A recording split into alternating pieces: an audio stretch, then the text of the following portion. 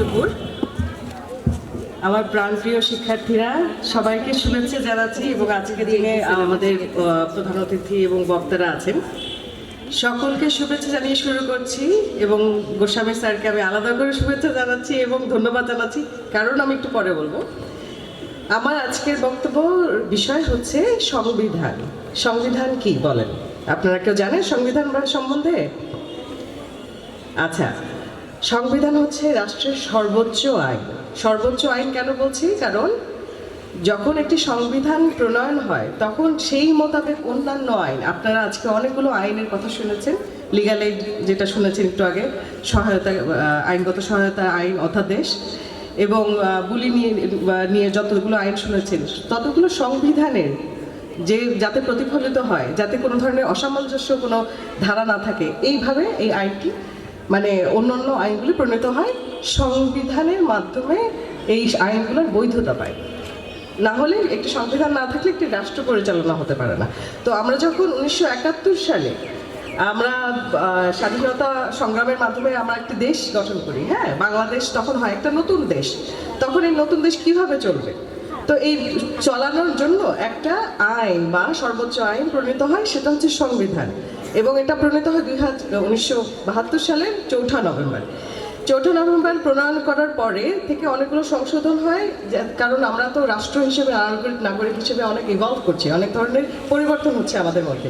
সেই পরিবর্তনের থ্রুতে আমাদের সংবিধানও পরিবর্তন হয় মাঝে মধ্যে। এখন এই সংবিধান আমাদের কি কি অধিকার দেয়, কি কি কর্তব্য দায়িত্ব আমাদের মানে বলে যে হ্যাঁ জনগণের কাছ থেকে, আমার নাগরিকের কাছ থেকে পাই। তার আগেই বলে দেই, আমরা কিন্তু মেয়ে না, আমরা মানুষ, আমরা বাংলাদেশের জনগণ, আমরা নাগরিক, আমাদের সকল ধরনের অধিকার সমভাবে আমরা পাই। সো আমাদের এইটা যখন আমি বলছি তখন আরেকটি কথা বলে দিই, সংবিধানের মধ্যে আমরা বলা হয়েছে যে একটি প্রজাতান্ত্রিক সংবিধান। তার মানে এখানে এই রাষ্ট্রে সকল ক্ষমতার মালিক হচ্ছে এখানকার জনগণ, এখানকার নাগরিক, মানে আমরা সকল ক্ষমতার মালিক এই রাষ্ট্রের জন্য। এটা আমরা কিভাবে প্রয়োগ করি? ভোটাধিকারের মাধ্যমে প্রয়োগ করি, সেটাও আমাদের সংবিধানে বলে দেওয়া হয়েছে। এখন আমাদের সংবিধানে কি কি বৈশিষ্ট্য আছে? বৈশিষ্ট্য হচ্ছে এটা লিখিত দলিল। বিভিন্ন ধরনের কি বলে সংবিধান আছে বিভিন্ন রাষ্ট্রে, কিছু লিখিত থাকে, কিছু অলিখিত থাকে। আমাদের পুরোপুরি লিখিত দলিল, এখানে কোনো ধরনের ইয়ে নাই। আরেকটা হচ্ছে যে এটা দুষ্পরিবর্তনীয়, কারণ এখানে যে মৌলিক কাঠামোগুলো আছে, মৌলিক কাঠামো বাদ দিয়ে অন্যান্য সব ধরনের অনুচ্ছেদ সংবিধানে, সেইটা আমরা সংসদের 2/3 সদস্যের অনুমতি সাপেক্ষে এটা পরিবর্তনযোগ্য, আদারওয়াইজ পরিবর্তন করা এত সহজ নয়। রাষ্ট্র পরিচালনার মূলনীতি এখানে বলা আছে সংবিধানে, রাষ্ট্র কিভাবে পরিচালনা হবে। যেমন ধরেন আমাদের বলা হচ্ছে জাতীয়তাবাদ, সমাজতন্ত্র, গণতন্ত্র, ধর্মনিরপেক্ষতা। তার সাথে আছে রাষ্ট্র আমাদেরকে অন্ন, বস্ত্র, বাসস্থান দিবে, মানে আশ্রয় দিবে। তারপর শিক্ষা দিবে, অবৈতনিক শিক্ষা দিবে, চিকিৎসা দিবে, জনস্বাস্থ্য রক্ষায় কাজ করবে। এগুলো হচ্ছে রাষ্ট্র কিভাবে করবে এবং এদের দায়িত্ব হিসেবে বলে দেওয়া হয়েছে সংবিধানে। আমাদের সংবিধানে আরও বলা আছে আমাদের মৌলিক অধিকার সমূহ, যেটা আমি একটু পরে একটু ছোট করে আরেকটু ডিটেল বলবো।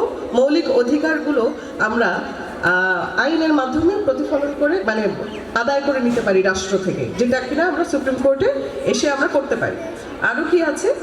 ভোটাধিকার দিয়েছে আমাদেরকে, যেটা একটু আগে বলেছি, আমরা 18 বছরের অধিক হলেই আমরা কোন মানে লিঙ্গ কোন কি সেটাও দেখার বিষয় না, আমরা সকলে নাগরিক এবং সকলে ভোটাধিকার প্রয়োগ করতে পারবো আমাদের। আর কি আছে? আইনসভা আছে, যেখান থেকে আমরা আইন প্রণয়ন করি। এই সংবিধানে আমাদের কি কি ধরনের অধিকার দেওয়া আছে, কি কি ধরনের মানে চলার জন্য আমাদের কি কি আইন দরকার, সেটা আমরা আইনসভা থেকে করি। আইনসভার নাম কি সকলেই জানেন? বাংলাদেশ সংসদ। হ্যাঁ, তো এই সংসদ থেকে আমরা আইন প্রণয়ন করে থাকি। আর হচ্ছে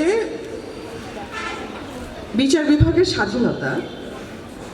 বিচার বিভাগের স্বাধীনতার জন্য আমাদের নতুন একটি অধ্যাদেশ এসেছে, সেটা হচ্ছে সুপ্রিম কোর্ট সচিবালয় অধ্যাদেশ।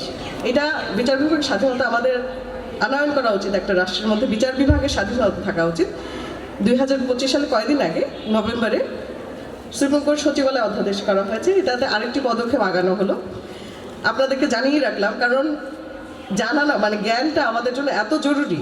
একটা স্পেশালি আমাদের যারা নারীরা আছে তাদের জন্য জ্ঞানটা আরও জরুরি, কারণ আমাদেরকে যখন মানুষ থামাই দিতে চাবে তখন তো আমাদের জ্ঞান দিয়ে টপকাইতে হবে, তাই না? তো এই জন্য আপনাদেরকে বলবো আরেকটি জিনিস আমি বলে দিই যে আমাদের এই সংবিধান এবং বিভিন্ন আইন আমরা কিন্তু সকল কিছু আমরা ওয়েবসাইটে পাই, bdlaws.com একটা আছে ওয়েবসাইটে। আমরা যদি কখনো দেখতে চাই যে আমরা কোথা থেকে পাবো, এটা আমরা অনলাইনে পেয়ে যাই খুব সহজে, এবং প্রত্যেকটি মন্ত্রণালয় তার ওয়েবসাইটে দিয়ে দেয়। এখন ওখান থেকে আমরা সংবিধানও খুঁজে পেতে পারি বাংলাদেশ সংবিধান হিসেবে। সেখানে আমাদের কি কি অধিকার দেওয়া হয়েছে? অধিকার দেওয়া হয়েছে আইনের চোখে সবাই সমান, সেখানে কোনো ধরনের বৈষম্য করা যাবে না, লিঙ্গ বৈষম্য করা যাবে না, কোনো ধরনের ধর্ম বৈষম্য করা যাবে না। হ্যাঁ, তো আমরা একজন আরেকজনকে যখন কোনো ধরনের কোনো মানে অপরাধ বা যে কোনো কিছু করে আমাদের সকলেই আইন সমানভাবে সাহায্য করবে, প্রোটেকশন দেবে। বৈষম্য নিষিদ্ধকরণ এটার মধ্যে আসে অনেকটা। সরকারি নিয়োগ লাভের সুযোগ সমতা, বাংলাদেশ আরেকটি আছে হচ্ছে জবরদস্তিমূলক শ্রম নিষিদ্ধ। কেউ আপনাকে কোনো কিছু জোর জবরদস্তি করে করাতে পারবে না, এটা সাংবিধানিক অধিকার আপনার। বিচারের ও দণ্ড সম্পর্কে রক্ষণ, এখানে বিচারের ক্ষেত্রে কি বলা হচ্ছে, একই অপরাধে আপনাকে 2 বার শাস্তি দেওয়া যাবে না, আর তারপর নিজের বিরুদ্ধে সাক্ষ্য দিতে বাধ্য করা যাবে না, এই ধরনের অনেক কিছু অধিকার আপনাকে দিয়েছে। চলাফেরার স্বাধীনতা দিয়েছে, যদি আপনি কোনো অপরাধ না করে থাকেন, যদি কোর্ট থেকে কোনো কিছু না বলা হয়ে থাকে যে হ্যাঁ আপনি চলতে পারবেন না, আপনাকে ভিতরে ঢুকায় রাখা হবে, এই ধরনের কিছু না বলা থাকলে আপনি চলাফেরা স্বাধীনভাবে করতে পারবেন, সমাবেশ স্বাধীনভাবে করতে পারবেন, সংগঠনের স্বাধীনতা আছে। তো এই ধরনের স্বাধীনতাগুলো আমাকে সংবিধান দিয়ে দিয়েছে। পেশা ও বৃত্তির স্বাধীনতা আছে, ধর্মের স্বাধীনতা আছে, হ্যাঁ, সম্পত্তির অধিকার আছে আপনাদের, এই সম্পত্তির অধিকারটাও আপনাকে সংবিধান দিয়েছে। তো এই সম্পত্তি এবং এই ধরনের অধিকারগুলো আমাদেরকে ডিটেইল জানতে হবে যে হ্যাঁ এই অধিকারগুলো রাষ্ট্র আমাকে দেওয়ার কথা, না হলে আমি আদায় করবো কিভাবে, তাই না, রাষ্ট্র থেকে। তো এই সংবিধানে এই অধিকারগুলো দিয়েছে এবং তারা বলেছে নাগরিককে আমি এত কিছু দিব, নাগরিক আমাকে কি দিবে, আমাকে সহায়তা দিবে, আমাকে এই জিনিসগুলো অধিকার, তাদের অধিকার বজায় রাখার জন্য আমাকে রাষ্ট্রকে সহায়তা করবে নাগরিকরা।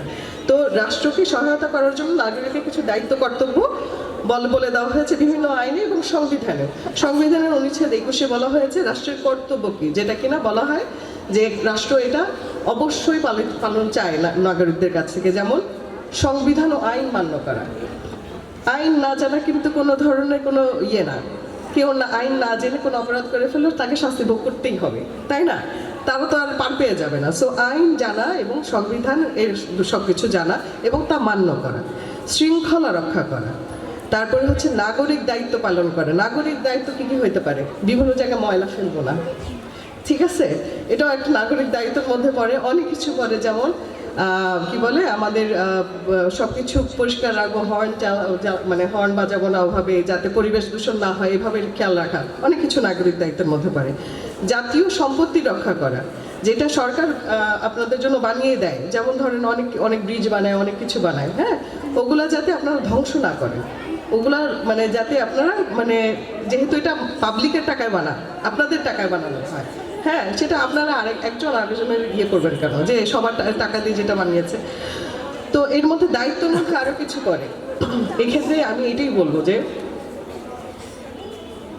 রাষ্ট্রের প্রতি অনুগত দায়িত্বের মধ্যে পড়ে, ভোটাধিকার প্রয়োগ দায়িত্বের মধ্যে পড়ে। এটা আপনাকে জোর করে করাই দিতে পারবে না কেউ, হ্যাঁ, কিন্তু আপনাদের এটা করতে হবে। যেমন এই জন্যই আমি ফার্স্টেই বলে দিয়েছি যে আমি গোস্বামী স্যারকে এর জন্য অসংখ্য ধন্যবাদ, সে এটা রাষ্ট্রের জন্য দায়িত্ব পালন করছে আমাদেরকে। এই যে আমরা এত প্রতিভাবান, এত মানে ব্রাইট, সবাই এত ভালো, এত প্রতিভা, এত আলো নিয়ে আমরা এসেছি এখানে আস্তে আস্তে আমরা ডিম হয়ে যায়, আমাদের আলোটা স্তিমিত হয়ে যায়। সেই আলো স্তিমিত হতে দেওয়া যাবে না, এবং আপনাদের যে স্তিমিত না হতে পারে, যাতে না হয়, সেই কারণে আমরা যে ধরনের আপনাদেরকে প্রশিক্ষণ দিচ্ছেন, গোস্বামী স্যার আপনাদের প্রশিক্ষণে অ্যারেঞ্জমেন্ট করছেন, তাদের প্রোটেকশন দিচ্ছেন। আমাদের আছেন প্রধান অতিথি হিসেবে, ওনার সম্পর্কের সাথে আপনাদের পরিচয় করে দিচ্ছেন, আপনাদের একটা অধিকার জানার একটা ব্যবস্থা করে দিচ্ছেন। এটাই তার জন্য রাষ্ট্রের প্রতি একটা দায়িত্ব পালন করছেন তিনি, এবং আপনারাও এটা করবেন আশা করি, আমরা সকলেই করব ভবিষ্যতে, যেটা আমাদের জন্য মানে দায়িত্ব কর্তব্য অ্যাজ এ নাগরিক। হ্যাঁ, তো আমরা নাগরিকরা নিজেদের সংবিধানের অধিকার সমূহ জানব এবং জানাবো। শুধু আপনারা যেহেতু অ্যাক্রেডিটেড মেডিয়েটর হচ্ছেন, অবশ্যই আপনারা এই দায়িত্বটা নিয়ে থাকবেন যে হ্যাঁ, আমরা আমাদের সমাজের সবাইকে আমাদের জ্ঞানগুলো বিতরণ করব। এবং কোথা থেকে তারা পাবে এটা। তারপর রাষ্ট্রের প্রতি আমাদের দায়িত্ব কর্তব্য পালন করব, রাষ্ট্র সংস্কারে আমাদের অনেক দায়িত্ব আছে, সেই দায়িত্বগুলো পালন করব। আমি একটা জিনিস আমি একটু বলতে চাই, আমি আমি I actually feel very obliged to say, মানে আমি খুব দরকার এটা বলার, কারণ আমি শুনলেন তো আমি একজন আইনজীবী এবং ব্যারিস্টার হয়ে আসছি বিদেশ থেকে। আমার এইটা হওয়ার কারণের পিছনে ছিল যে আমি মনে হয়েছিল যে আমি নিজে কখনো মানে ছোটবেলায় আমার এটা হওয়া দরকার, না হলে আমার কথা কেউ শুনছে না। কেন শুনবে না? আমি কি নাগরিক না? আমি কি জনগণ না? আমার এত পাওয়ার দিয়েছে সংবিধান, কিন্তু আমি তো আমার রাইটগুলো তখন জানতাম না। এই যে আপনাদেরকে জানানো হচ্ছে, এই এই মানে প্ল্যাটফর্ম যদি আমি পেতাম, আমি এই সুযোগগুলো যদি পেতাম, আমি অবশ্যই আরো ভালো কিছু করতে পারতাম, তাই না? আরো ভালো কিছু করতে পারতাম আপনাদের জন্য, অথবা আপনারাও করবেন, যেটা আপনারা করবেন বলে আমরা আশা করি।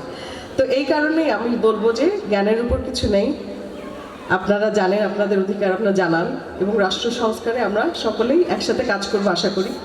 কোনো ধরনের কোনো কিছু নিয়ে ভয় পাওয়া যাবে না, এবং আমরা আছি আপনাদের সাথে। আশা করি আমরা সকলে রাষ্ট্র সংস্কারে কাজ করব, এই বলে বক্তব্য শেষ করছি। ধন্যবাদ।